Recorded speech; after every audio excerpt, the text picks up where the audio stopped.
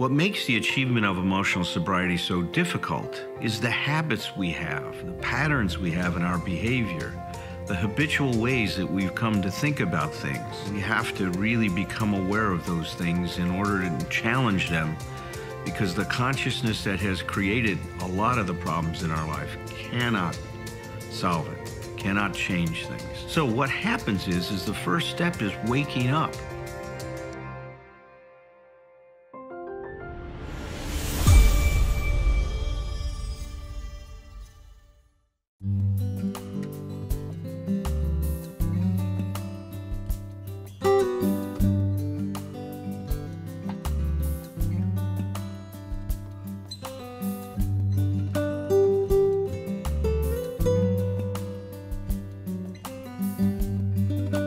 Tonight, we are continuing our discussion of Step 12.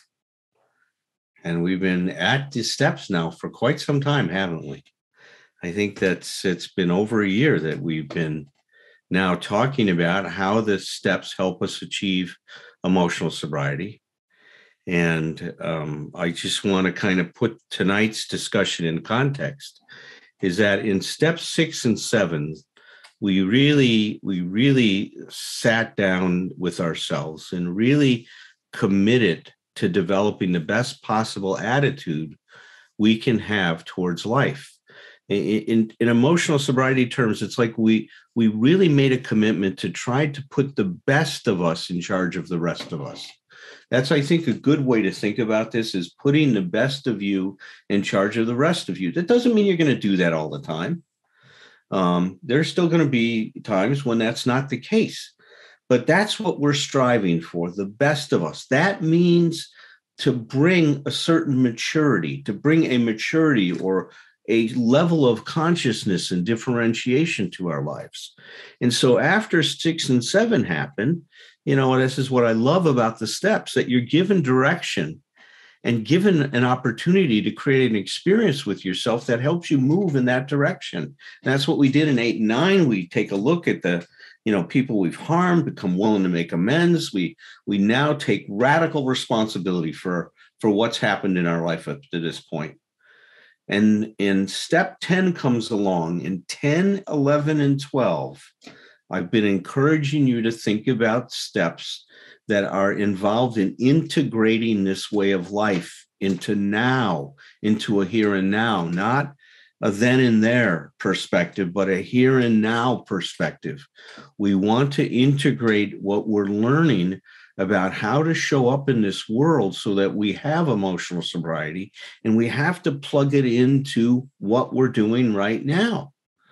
I dabble in sports psychology a lot, and I love one idea is this myth about practice makes perfect. Well, practice doesn't make perfect. What practice does is make permanent. When you practice something, you develop what we call a procedure and declarative memory of what you're practicing. And so what we want to practice here is to show up in our life in a different way. Instead of making demands about how life is supposed to be, we now see ourselves as being challenged by life and learning how to cope with life as it is. The phrase that Herb and I have been using a lot is that we align ourselves with reality. We quit demanding that reality be what we think it should be and start to learn how to deal with it as it is. Well, that's what 10, 11, and 12 are helping us do, right? Is to bring that consciousness to our life. And so step 12 reads, having had a spiritual awakening as a result of these steps, we tried to carry this message to alcoholics and to practice these principles in all our affairs. Well, I want to focus on this carrying this message. What does it mean? How come that's included in step 12, along with practicing these principles in all our affairs? Well, we see the integration in that, but how come at this step that it's so important to share what we've learned with others? And I want to read to you what the observation that Dr. Viktor Frankl made when he was in the concentration camp and when he was developing his approach to therapy that's called logotherapy. And in his book, Man's Search for Meaning, the first half of it is about his experience in the concentration camps. And the second half of the book is talking about logotherapy in a nutshell. And this is what he says.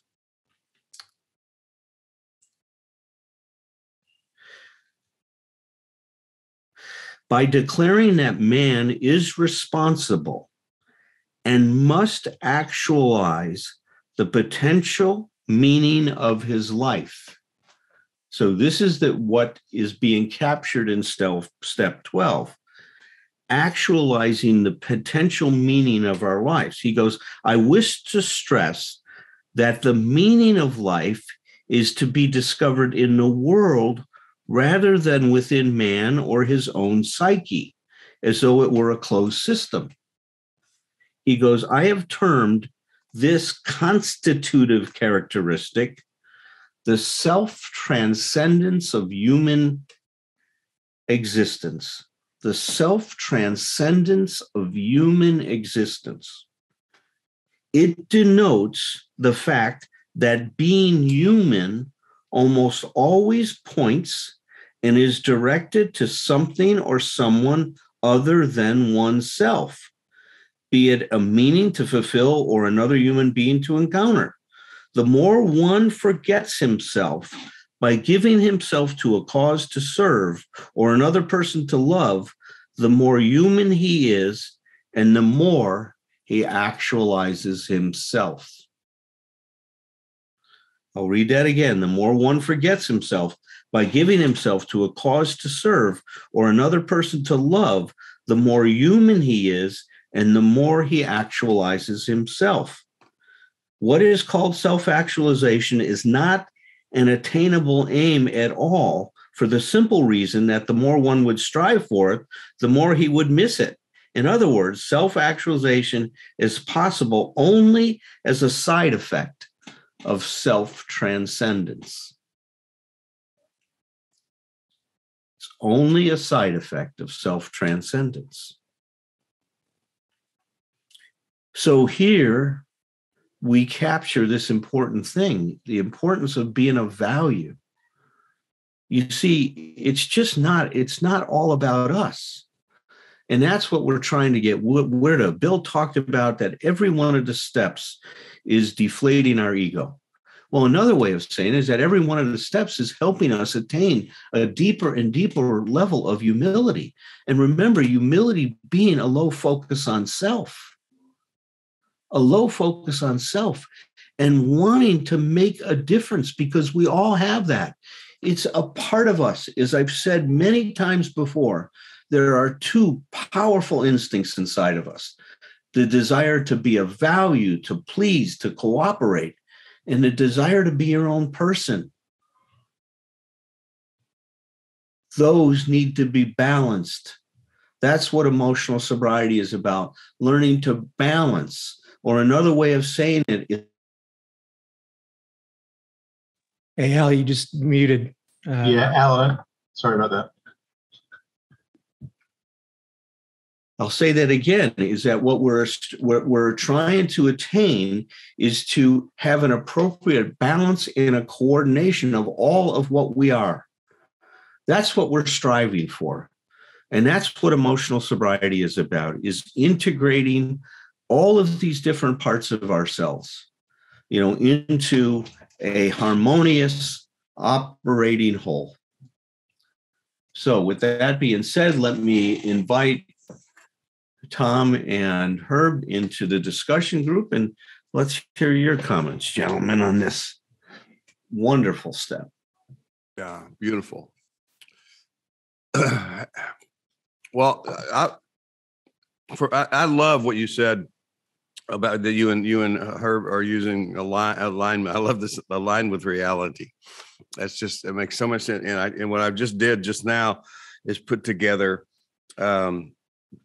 this low focus on self as the definition of humility with the alignment with reality. Because one of the things that I've worked a lot with people on is in terms of aligning with reality is this idea of do not mistake low self-esteem for humility.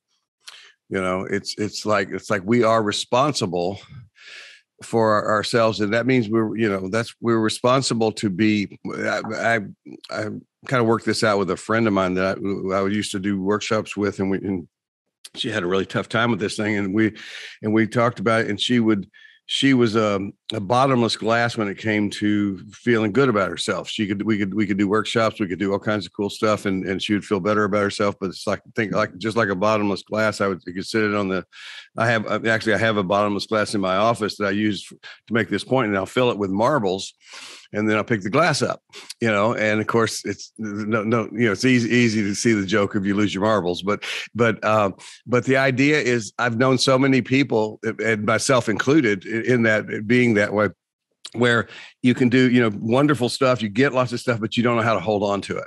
And part of the responsibility, I believe, in aligning ourselves with reality is to be able to not only, recognize our shortcomings, but to recognize our successes and recognizing our changes and how positive we are. One of the things I noticed early on in recovery when I was first in the 12 steps was how many times there were these what I thought of as the old guys. I still call them in my head, I call them old guys, and I'm sure most of them at that point were younger than I am now.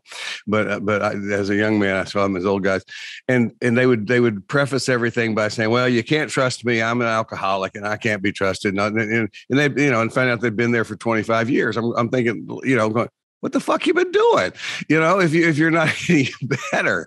And I've really hung on to that. And I realized that not only are we responsible to look for our shortcomings, but if we have the easiest way I know how to say it, if you have competence, if you've gotten better at something, if you are better at something, and this can be something that is more tangible or something that's intrinsic as part of who we are. But if you're good at something, if there's something good about you, not only do you have a right to feel good about it and to recognize it and to say it if you in an appropriate situation, you have a responsibility to own it. And so that's one of the things. And what I really realized as you were just saying this, and this may even be a little off topic, but it's just the realization I had as you were talking is that I think that the state of being aligned with reality, so that I am as close as I can be aligned with my shortcomings and the positive things about me, the things that are working and aren't. That actually creates a lower focus on myself, because it's like it truly is literally, we say this all the time with the metaphor, it's truly in the flow. It's like I'm going with it. And it's anyway, that I don't know if that's as remarkable to other people as it was to me just now when I had that awareness, but that's my contribution, and I'm sticking with it. Thanks, Alan. It was good. Wonderful contribution. My name is Herb, and I'm an alcoholic. Thank you very much for inviting me to play. And when I first sat down, I keep my sheet of paper in front of me because of the flow of the ideas and the experiences that y'all prompt in me. And the first word I wrote down, even before almost we began, is consciousness. And then Dr. Berger, of course, led off with that. And Brian led off with the reading. And I heard a phrase in that reading: we 12-step ourselves into emotional sobriety. I mean, that's from Bill Wilson. Yeah. That's a powerful phrase. And it's right in line with what we're talking about here, is that we have a responsibility. This is not God's job. This is our job. This is not AA's job.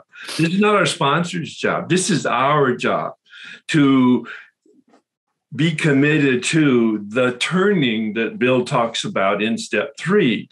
That's where I in fact had that word come to me, the word alignment, in that we're out of alignment.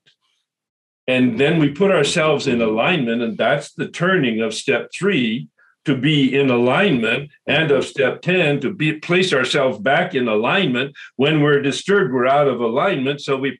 And as a result of all of this work, especially the prompting from Dr. Berger's focus on emotional sobriety, I've really said to myself and to other people, we just make mistakes. They don't name us. Yeah. But the more conscious that we are, the more we can have that perspective that you were talking about, Alan. And that is like, I'm conscious. So many thoughts I have. Dennis Prager, in a tape that I listened to probably 40 years ago, maybe even before, maybe early AA, when I was first sober, he said, happiness. Everybody wants to be happy. Anybody who wants to be happy will never be happy. If that's your goal, you will never be happy, because happiness is a byproduct. It goes right along with what Dr. Berger just read from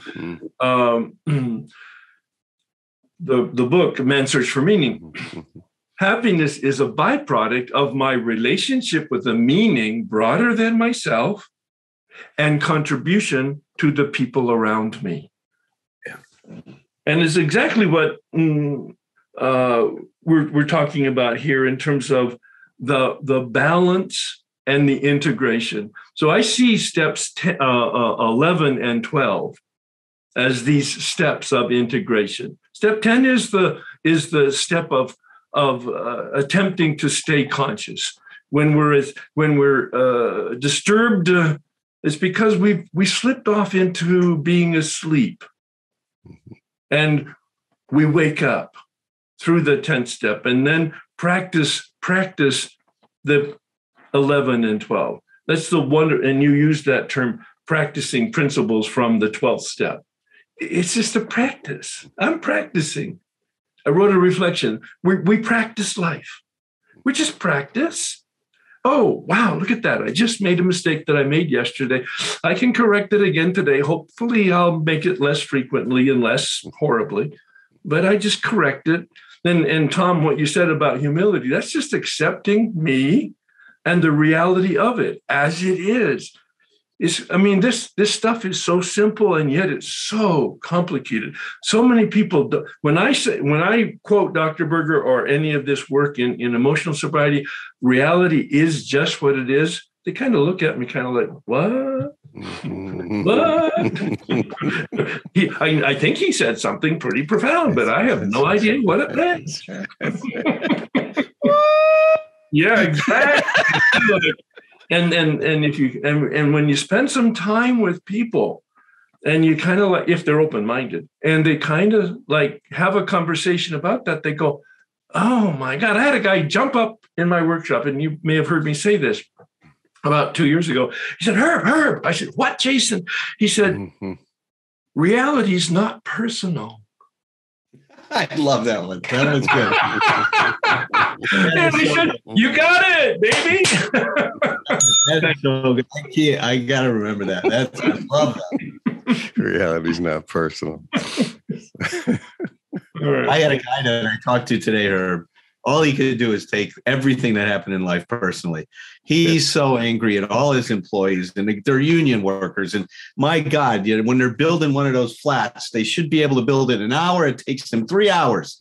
And he stands there angry and frustrated, and nobody's doing it. And he goes home, and he's got all these expectations for his kid and his wife, and everybody's driving everybody nuts, and he's driving himself nuts. Yeah. And I said to him today, and he's been in therapy for like a couple of years, and his therapist is ill right now and is taking a break. And I said to him in the first session that we had today, I says, God, man, your expectations are killing you.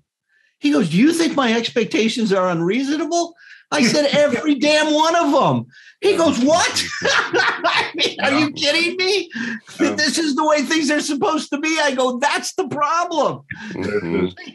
And he couldn't wrap his head around. Finally, by the end of the session, he says, my God, this is not what I thought we were going to talk about at all.